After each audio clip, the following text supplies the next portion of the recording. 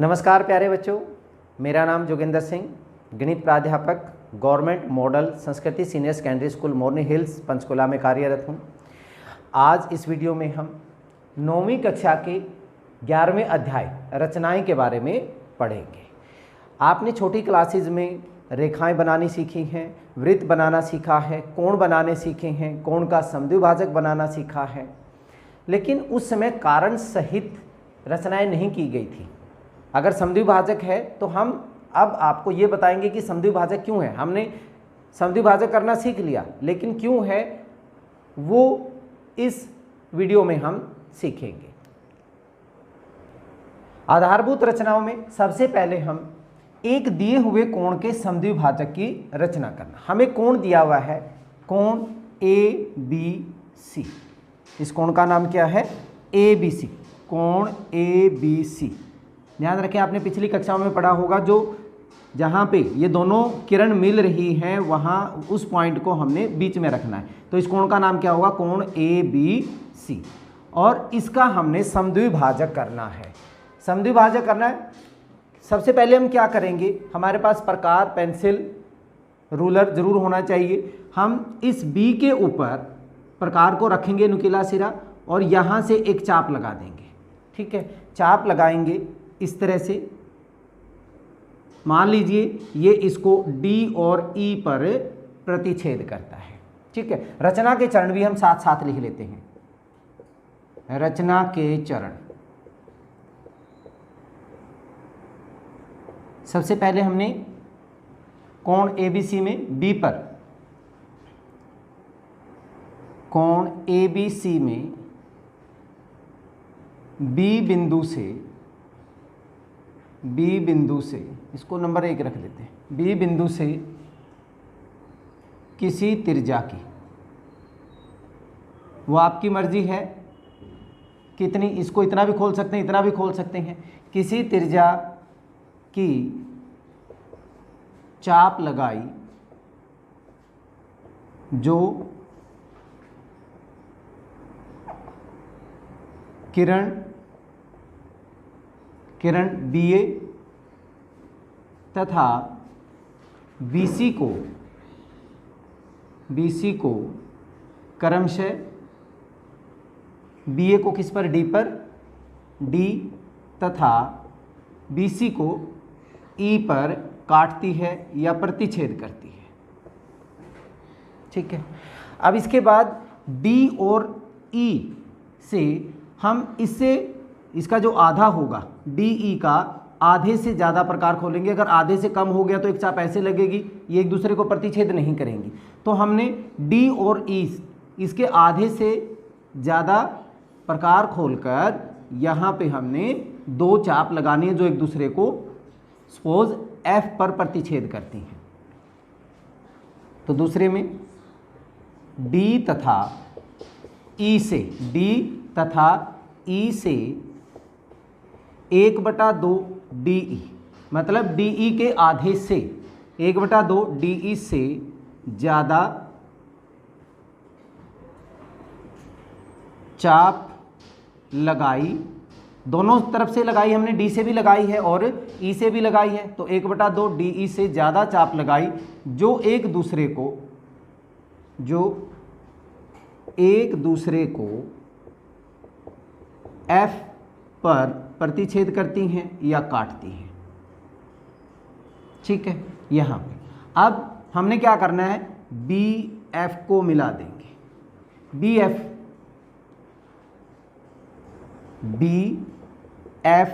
को मिलाया। ये जो BF है यही कोण ABC का समद्विभाजक है। जो कोण ABC का समद्विभाजक, ABC का समद्विभाजक है। ठीक है, अब समद्विभाजक तो आपने पिछली कक्षाओं में भी सीखा है, लेकिन अब हम यहाँ पे कारण सहित आपको बताएंगे कि ये समद्विभाजक क्यों है। समद्विभाजक क्यों है, क्या ये सही है हमने जो किया? समद्विभाजक हमने D और E को मिला दिया, D और F को, और E एफ को मिला दिया। ठीक है, तो हमने क्या किया,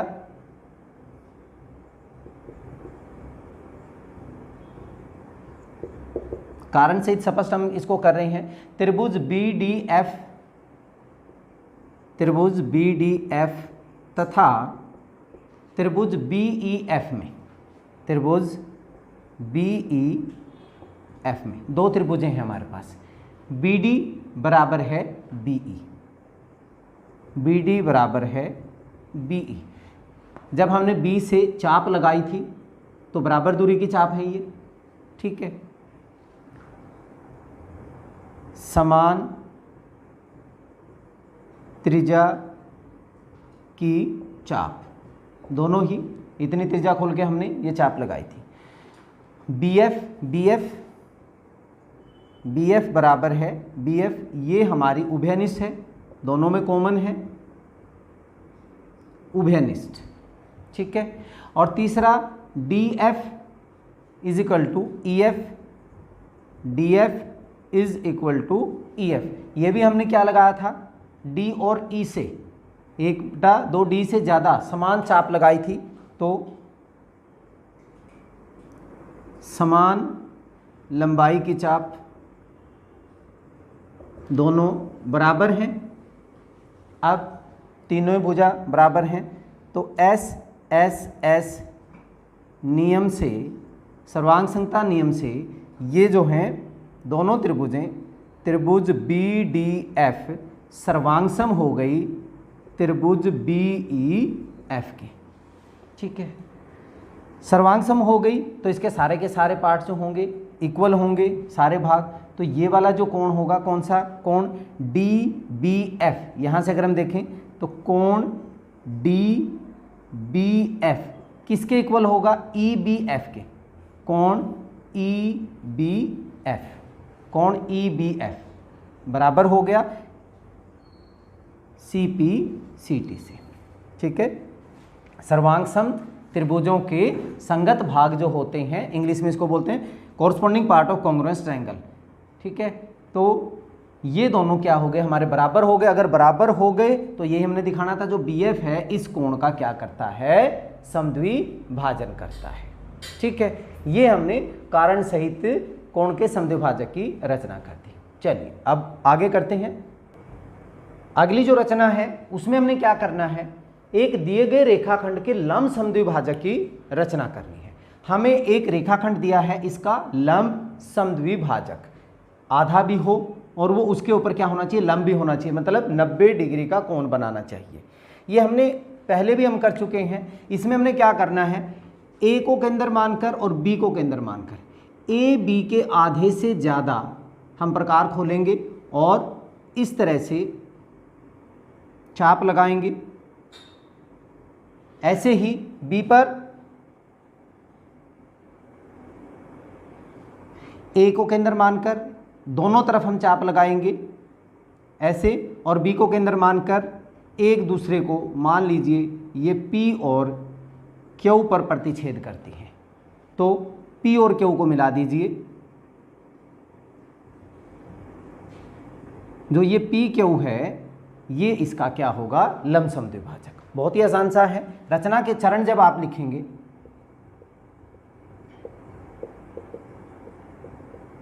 तो क्या लिखा जाएगा, पहले में A व B को केंद्र मानकर 1/2 AB से अधिक, इन दोनों के आधे से अधिक त्रिज्या लेकर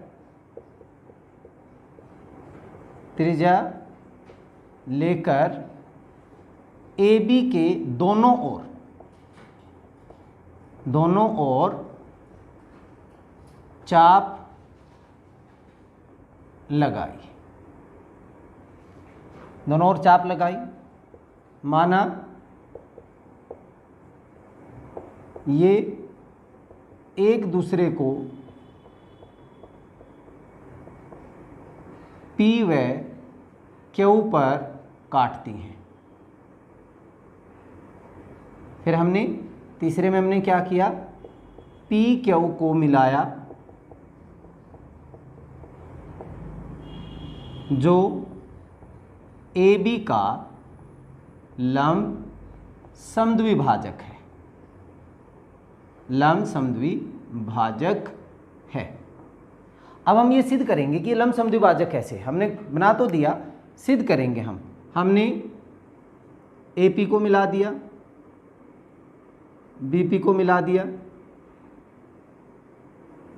ए क्यू को मिला दिया और बी क्यू को मिला दिया। ठीक है। त्रिभुज P A Q P B Q, त्रिभुज पी ए क्यू तथा त्रिभुज पी बी क्यू में P A is equal to P B, P A is equal to P B. क्यों? क्योंकि समान चाप के हमारे पास समान त्रिज्या की चाप है, समान त्रिज्या की चाप। ऐसे ही ए क्यू बराबर है बी क्यू, ए क्यू बराबर है बी क्यू, ये भी समान त्रिज्या की चाप। तीसरा पी क्यू बराबर है पी क्यू, ये हमारा उभयनिष्ठ हो गया, उभयनिष्ठ। तो एस एस एस सर्वांग समता नियम से ये दोनों त्रिभुजें क्या होगी, हमारी सर्वांग सम होगी। त्रिभुज पी ए क्यू सर्वांग सम है त्रिभुज पी बी क्यू के। अगर सर्वांग सम हो गया तो कोण ए पी क्यू, कोण ए पी क्यू किसके बराबर होगा, कोण B P Q C P C T से। ये वाला जो कोण है ये इस कोण के ए पी क्यू और बी पी क्यू इक्वल हो गए। अब हम ये दो त्रिभुजें ले रहे हैं, त्रिभुज ए पी, सपोज ये हमने एम ले लिया, त्रिभुज ए पी एम तथा त्रिभुज B P M, B P M में ए पी बराबर है बी पी,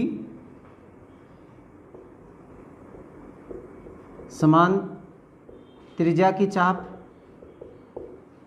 इसके बाद पी एम बराबर है पी एम, ये हमारा उभयनिष्ठ हो गया।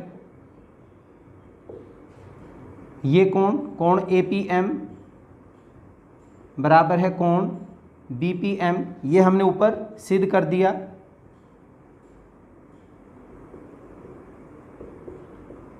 तो भुजा कोण भुजा, साइड एंगल साइड, भुजा कोण भुजा नियम से ये दोनों त्रिभुजें, त्रिभुज ए पी एम सर्वांग सम होगी त्रिभुज बी पी एम की। अगर सर्वांग सम होगी तो इसके भी सारे जो भाग हैं वो बराबर हो जाएंगे, संगत भाग। तो ए एम बराबर है B M, so A M बराबर है बी एम किससे, सी पी सी टी से। ये इसके बराबर हो गया तो एम इसका क्या हो गया, समद्विभाजक हो गया। लेकिन हमें साथ में क्या बताना है, लंब समद्विभाजक। अब ये वाला जो कोण है ये भी इसके बराबर होगा, कौन सा, A M P, A M P, कोण ए एम पी बराबर है कोण बी एम पी, ये भी सी पी सी टी से। अब ये दोनों कोण बराबर हो गए, लेकिन इन दोनों कोणों का जोड़ क्या है, 180, रैखिक युग्म है। लेकिन कोण ए एम पी प्लस कोण बी एम पी ये बराबर है 180, रैखिक युग्म। अब ये दोनों बराबर हैं तो कोण ए एम पी प्लस कोण A M P, B M P की जगह हमने ए एम पी रख लिया 180, डबल ए एम पी बराबर है 180, तो कोण AMP का जो मान हुआ 2 से काटेंगे तो ये कितना हो गया, उधर जाके डिवाइड हो जाएगा ये 90 डिग्री। तो हमारे पास क्या हो गया, PQ AB का लंब समद्विभाजक, ठीक है, समद्विभाजक है। ये हमारी रचना 11.2 हो गई। चलिए इसके बाद अगली आधारभूत रचना करते हैं। अगली आधारभूत रचना हमारे पास जो है, एक दी गई किरण के प्रारंभिक बिंदु पर 60 डिग्री के कोण की रचना करना। आपने 60 डिग्री, 30 डिग्री, 45 डिग्री, 90 डिग्री छोटी क्लासेस में किया हुआ है, लेकिन हमने कारण सहित इसकी रचना करनी है। ये हमारे पास कोई किरण है, इसका जो स्टार्टिंग बिंदु है, प्रारंभिक बिंदु, ये हमारा ए है। तो हम यहाँ पे क्या करेंगे, ए पे प्रकार रखेंगे और कोई चाप लगाएंगे, किसी भी त्रिज्या की हम एक चाप लगाएंगे। यहाँ से प्रकार खोल के एक चाप लगा ली। मान लीजिए ये इसको ए बी को डी पर प्रतिच्छेद करता है। चरण में, रचना के चरण में हम लिख लेते हैं, पहला ए को केंद्र मानकर किसी त्रिज्या की, कोई भी त्रिज्या ले लेंगे, किसी त्रिज्या की एक चाप लगाई जो ए बी को, सपोज हमने डी पर लिया है, डी पर प्रतिच्छेद करती है या काटती है। अब इसके बाद हम क्या करेंगे, डी पर प्रकार रखेंगे, जितनी चाप हमने यहाँ पहले लगाई थी उतनी ही चाप से इसको काट देंगे। सपोज ये ई पर प्रतिच्छेद करती है। दूसरे में हमने क्या किया, डी को केंद्र मानकर समान त्रिज्या, जो पहले हमने त्रिज्या ली थी, समान त्रिज्या की एक चाप लगाई जो पहली चाप को ई पर काटती है, ई पर काटती है। अब ए और ई को बढ़ा देंगे। मान लीजिए ये हमारे पास सी आ गया,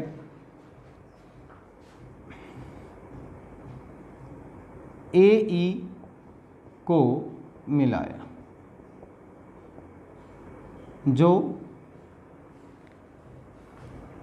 अभिष्ट, जो हमें चाहिए, अभिष्ट कोण 60 डिग्री की रचना करता है। मतलब हमारे पास कोण CAB या कोण BAC जो है वो कितने डिग्री का हो गया, 60 डिग्री का। हमने कर तो दिया, लेकिन क्या पता ये 60 डिग्री का है या नहीं है। उसके लिए हम DE को मिलाते हैं। हमने DE को मिलाया त्रिभुज ADE में, इस त्रिभुज में AD बराबर है, AD जितनी ये चाप थी उतनी ये चाप थी, AD बराबर है AE बराबर है DE, सारी की सारी, क्योंकि यहाँ से भी हमने जो चाप ली थी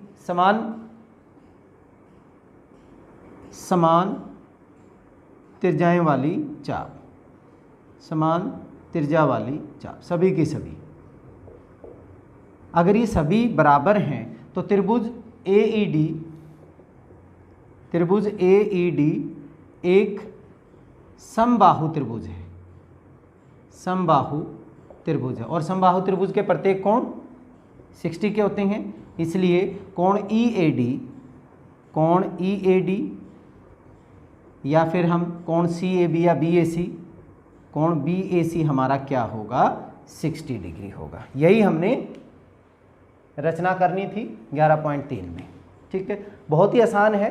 पिछली कक्षाओं में आपने सिर्फ रचनाएं की थी, लेकिन उसको कारण सहित नहीं समझाया गया था। अब हमने यहाँ पे कारण सहित कर दिया। चलिए अब हम एक्सरसाइज के क्वेश्चन कर लेते हैं। 11.1 का पहला क्वेश्चन, एक दी गई किरण के प्रारंभिक बिंदु पर 90 डिग्री के कोण की रचना कीजिए और कारण सहित रचना की पुष्टि कीजिए। मान लीजिए हमें एक किरण दी हुई है, ए बी। तो सबसे पहले हम क्या करेंगे, ए को केंद्र मानकर एक चाप लगाएंगे जो ए बी को सपोज सी पर काटती है। ठीक है, रचना के चरण लिखेंगे हम।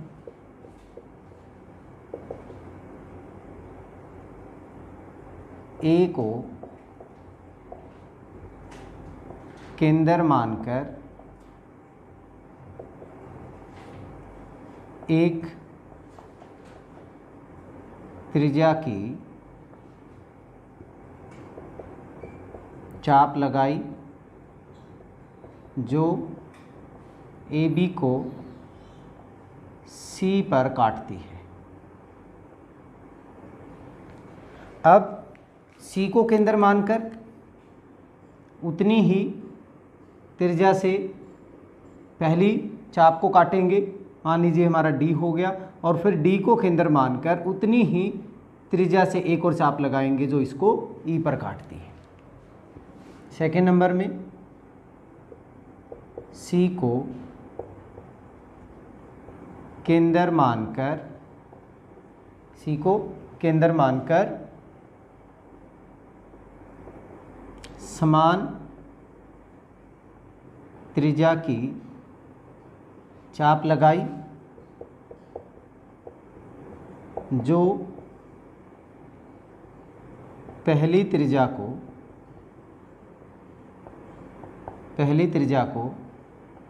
डी पर काटती है। तीसरे में इसी प्रकार डी से समान त्रिज्या की चाप लगाई जो प्रथम, पहली त्रिज्या के बजाय हम यहाँ पे चाप लिखेंगे, जो प्रथम चाप को ई पर काटती है। देखिए हमने पीछे अभी किया था, जब हम यहाँ से एक चाप लगाते हैं तो ये हमारे पास कितने डिग्री का कोण बन जाता है, ये 60 डिग्री का कोण बन जाता है। ठीक है, इसे पिछले वाले में हमने किया था। अब D और E यहाँ से एक चाप से अगर 60 बनेगा तो ये भी हमारे पास कितना बनेगा, ये भी हमारा 60 डिग्री कोण ही बनेगा। अगर हम ये एक रेखा ले लेते हैं, किरण ले लेते हैं, तो ये भी हमारे पास कितने डिग्री का बनेगा, 60 डिग्री का। ठीक है, तो यहाँ पे हम कह सकते हैं कोण CAD बराबर कितने डिग्री का, 60 डिग्री का। और ऐसे इसमें DAE, कोण DAE हमारा ये भी 60 डिग्री का हो गया। ठीक है, अब D और E को अगर हम मिला दें और इसका हम लंब समद्विभाजक खींच दें, लंब समद्विभाजक भी हम कर चुके हैं, तो यहाँ से D तथा E को केंद्र मानकर, D तथा E को केंद्र मानकर 1/2 D से अधिक त्रिज्या की चाप लगाई। कैसे, D को यहाँ से ऐसे हमने चाप लगा ली आधे से ज़्यादा, और ऐसे ही E से मान के कर ली, चाप लगाई जो एक दूसरे को F पर काटते हैं, जो एक दूसरे को F पर काटती है। ठीक है, अब इसको अगर हम मिलाएंगे A से, तो ये हमारे पास जो बना AG, F पर काटती हैं, AF को मिलाया जो आगे G तक गया, तो हमारे पास जो कोण है, कोण GAB बराबर है 90 डिग्री का कोण की रचना हो गई। अब पुष्टि करते हैं, यहाँ पे जो कोण हमारा DAC है वो कितने डिग्री है, 60। हमारे पास DAE कोण DAE कितने डिग्री है? 60। अब यहाँ पे हमने इसका क्या किया है, इस कोण का अगर हम यहाँ पे देखें, इस कोण का हमने आधा ही तो किया है, 1/2 कोण DAE जो है वो 1/2 गुणा में 60 डिग्री, 2 से काटेंगे तो कितने डिग्री का हो गया? 30 डिग्री का। मतलब कोण DAF जो है वो कितने डिग्री का हो गया? 30 डिग्री का। तो कोण GAB, ये हमारे पास कोण DAF प्लस कोण DAB, तो 30 प्लस 60 डिग्री किसके बराबर हो गया? 90 डिग्री का। यही हमने प्रूव करना था। 90 डिग्री के कोण की हमारी क्या हो गई? रचना हो गई। चलिए अब नेक्स्ट क्वेश्चन करते हैं, क्वेश्चन नंबर 2। क्वेश्चन नंबर 2 पहले की तरह ही है। यहाँ पे क्या है, 90 डिग्री की जगह 45 डिग्री हो गई कि रचना कीजिए, 45 डिग्री के कोण की रचना कीजिए और कांट सहित रचना की पुष्टि कीजिए। तो पहले हमें 90 डिग्री का कोण बना लेना है, जैसे पहले हमने क्वेश्चन में किया था, वो हम पिछले क्वेश्चन में कर चुके हैं। ए पर 90 डिग्री के कोण की रचना की, जो पिछले क्वेश्चन में हमने किया था वो सारी प्रोसेस इसमें हो जाएंगी। ठीक है, 90 डिग्री का कोण हो गया हमारे पास यहाँ पे। अब डी और ई, सेकेंड नंबर पे हमने ई तथा डी को केंद्र मानकर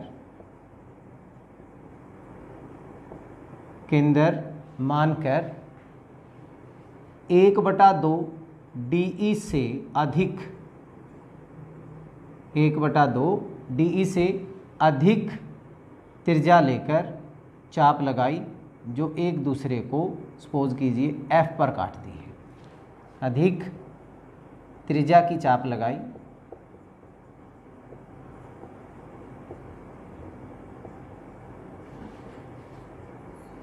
जो एक दूसरे को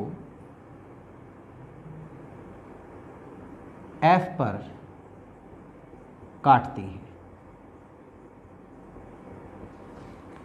AF को मिलाया,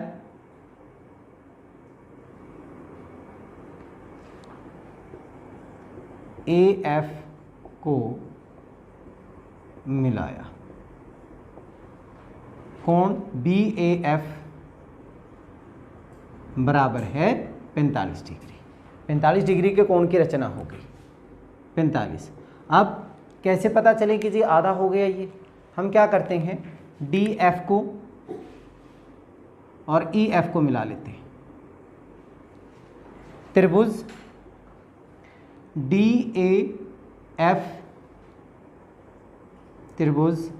DAF तथा त्रिभुज EAF में AD is equal to AE,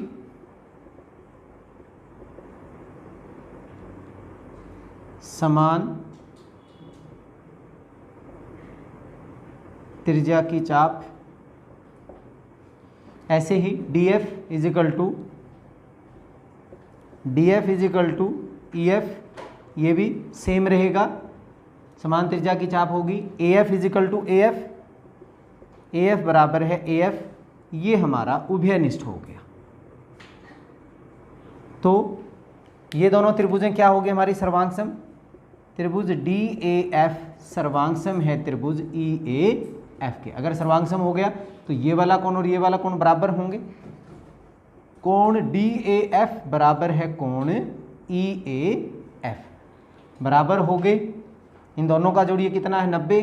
तो इसका मतलब कोण DAF और कोण EAF जो हैं वो 45 डिग्री के हो जाएंगे। 45 तभी जाके ये क्या बनेगा? 90 डिग्री बनेगा। बहुत ही आसान सा था। चलिए अब नेक्स्ट क्वेश्चन करते हैं।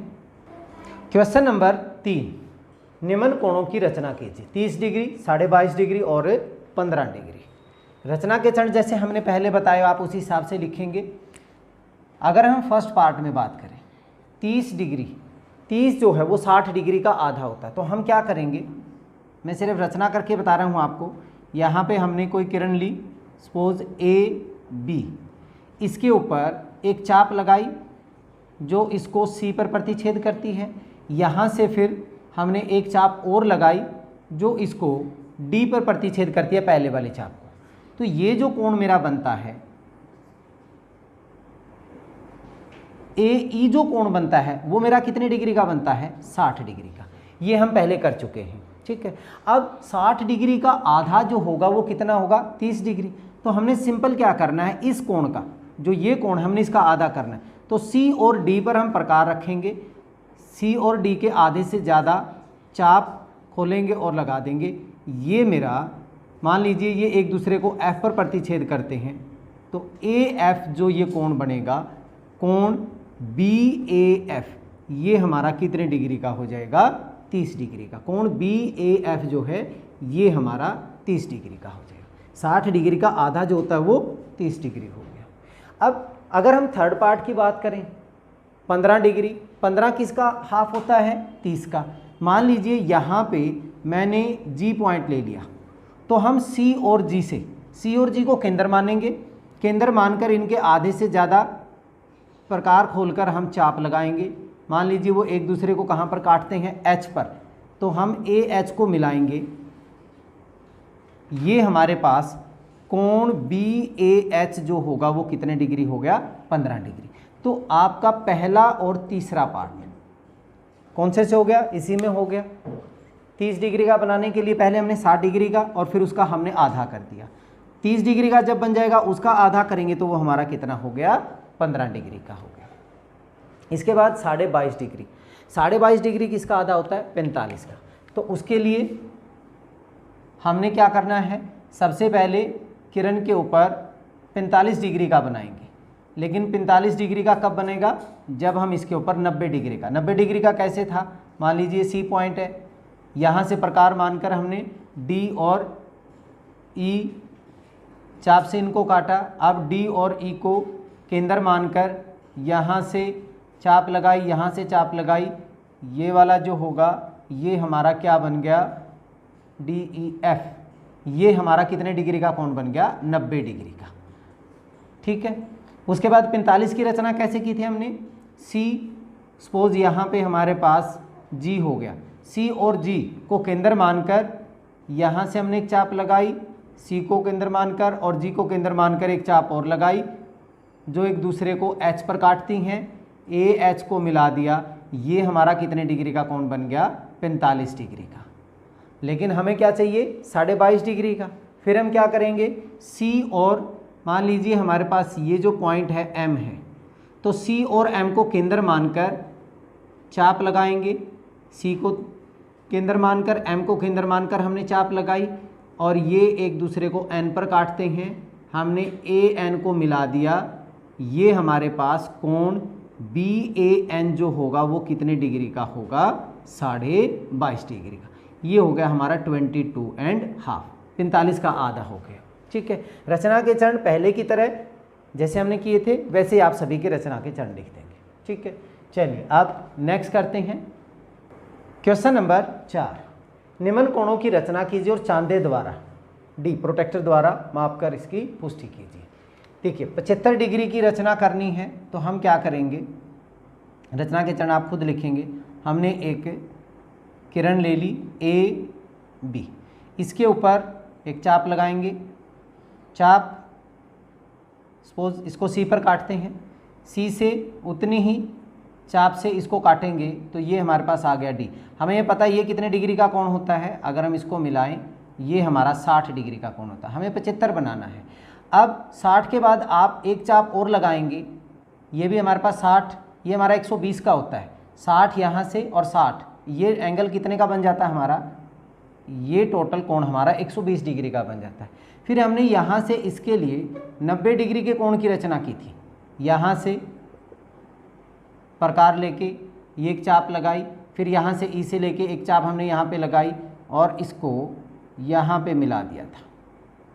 ये हमारा कितने डिग्री का कोण बना था? सपोज कीजिए ये हमारा एफ है, तो ये हमारे 90 डिग्री का कोण बना। ये 90 डिग्री है, ये हमारा 60 डिग्री है। जो 75 होता है वो इन दोनों के बीच में होता है।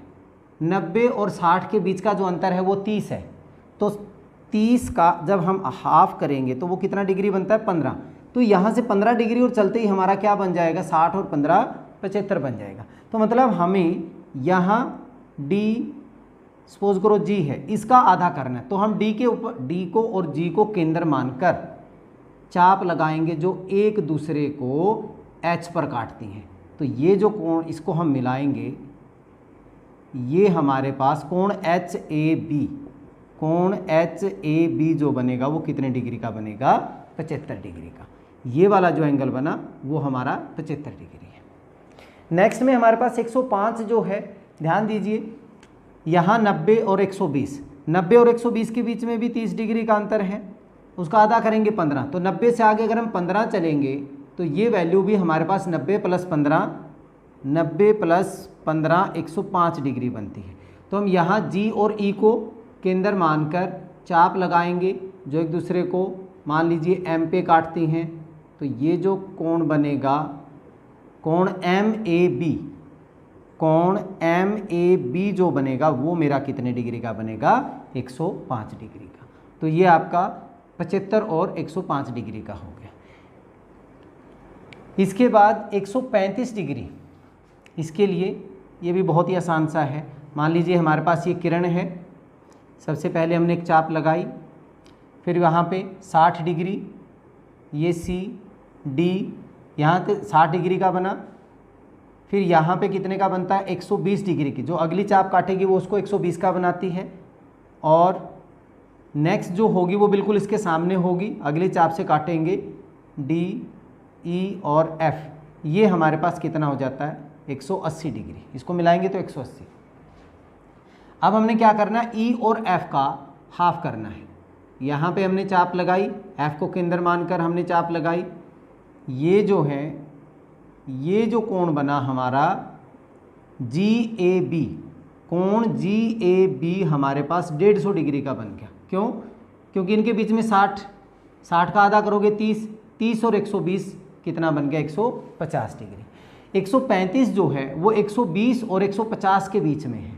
तो मान लीजिए ये मेरा जो पॉइंट है एच है, एच को केंद्र मानकर हमने एक चाप लगाएंगे, ई को केंद्र मानकर हम एक चाप लगाएंगे, और ये जो चाप इसको मिलाएंगे, मान लीजिए हमारे पास एम है, तो कोण एम ए बी हमारे पास कितने डिग्री का हो जाएगा 135 डिग्री का।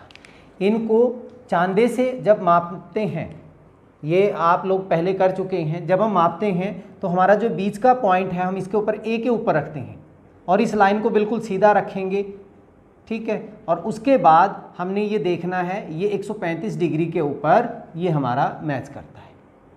चांदे से हमारे जितने भी एंगल्स हैं वो आप इनको माप करेंगे, ठीक है। ये था हमारा क्वेश्चन नंबर 4, बहुत ही आसान सा था। चलिए अब इसका एक्सरसाइज का लास्ट क्वेश्चन कर लेते हैं। क्वेश्चन नंबर 5, एक समबाहु त्रिभुज की रचना कीजिए जब इसकी भुजा दी हो तथा कारण सहित रचना कीजिए। हमें किसी त्रिभुज की एक भुजा दी हुई है, मान लीजिए ए बी दी हुई है, तो हम क्या करेंगे,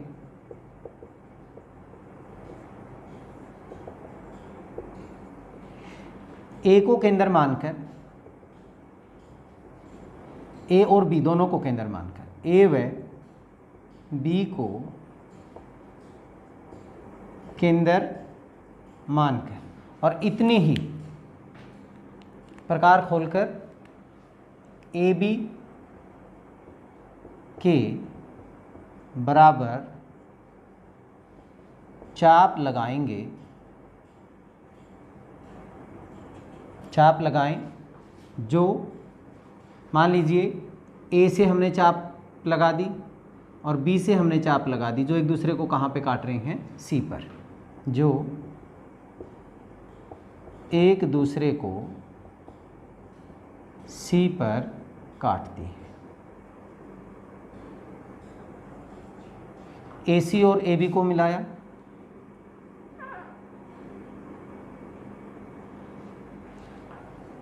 ए सी व बी सी को मिलाया, हमारी जो त्रिभुज बनी, त्रिभुज ABC अभिष्ट जो हमें चाहिए थी, अभिष्ट त्रिभुज है, अभिष्ट त्रिभुज है। अब समबाहु त्रिभुज कैसे है ये? AB बराबर AC बराबर BC। क्यों? क्योंकि समान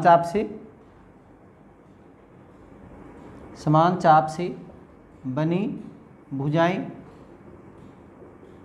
अगर ये तीनों भुजाएं बराबर हैं तो त्रिभुज ABC समबाहु त्रिभुज है, समबाहु त्रिभुज है।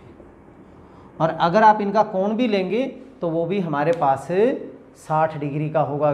समबाहु त्रिभुज के तीनों कोणों का जो तीनों कोण कितने कितने डिग्री के होते हैं? 60-60 डिग्री के होते हैं। ठीक है, ये था हमारा एक्सरसाइज 11.1 के सभी क्वेश्चन। चलिए आज इतना ही, धन्यवाद।